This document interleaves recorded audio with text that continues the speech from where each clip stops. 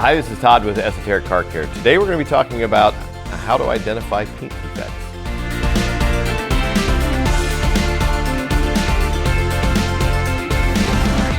Okay, identifying paint defects. This is going to be part of a series here. We're going to go into different videos talking about real specifics. This one's going to be more of a brief video, just kind of introducing everything. This is the stage after we've gone through all the washing and decontamination. We're getting it back in the shop and we're taking a look at the car, try to figure out what's going on with the paint. It's very important that we do this after we've gone through all the decontamination process, just because there could possibly be something on the surface that's hiding the true defects that are in there. So we're going in, we're going to take a look at it. The best way we're going to do it is inside in the shop. We've looked at it briefly outside in the sunshine. We bring it back inside and we're taking a close look. We're turning off overhead lights and we're using your spotlights or handheld LEDs.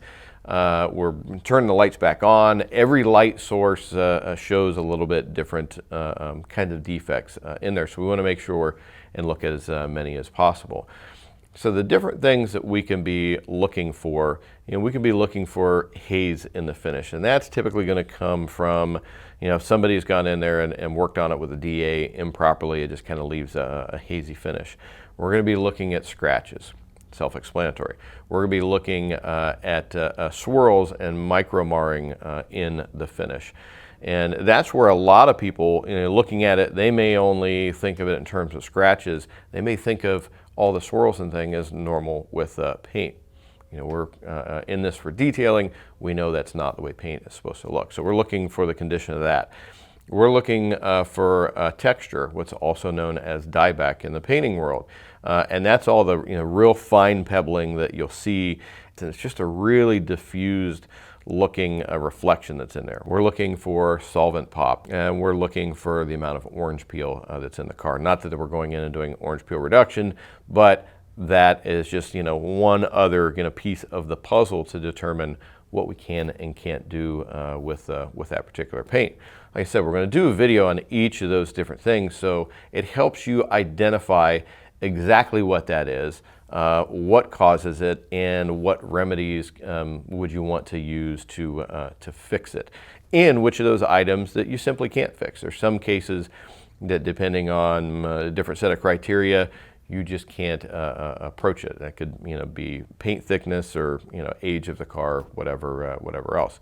But there's a lot of different kind of defects that you need to look for. You need to be able to recognize and know what approach that you need to be able to take, especially for guys that are kind of starting out, so that when you're speaking to your customer, what to tell them, what can be done, what can't be done, and kind of how to price it accordingly. That's the important thing. Or if you're a DIY person working out of your garage on your own cars at home, you need to have a good understanding of it too, because you could be potentially chasing something that you're never going to be able to fix, and you get all worked up about it. But hopefully this series of videos will educate you on what can be done, what can't be done, what to be concerned about, what not to be concerned about. So stay tuned. We're going to be going through a lot of videos, a lot of details on that. And while you're at it, make sure you subscribe to our YouTube channel, because we're constantly updating new videos on detailing tools, tips, and techniques. That's about all for today. I'm Todd Cooperrider with ESOTERIC Car Care. Stay tuned, and we will build more on this mini-series in the very near future. Thanks, and we'll talk to you again soon.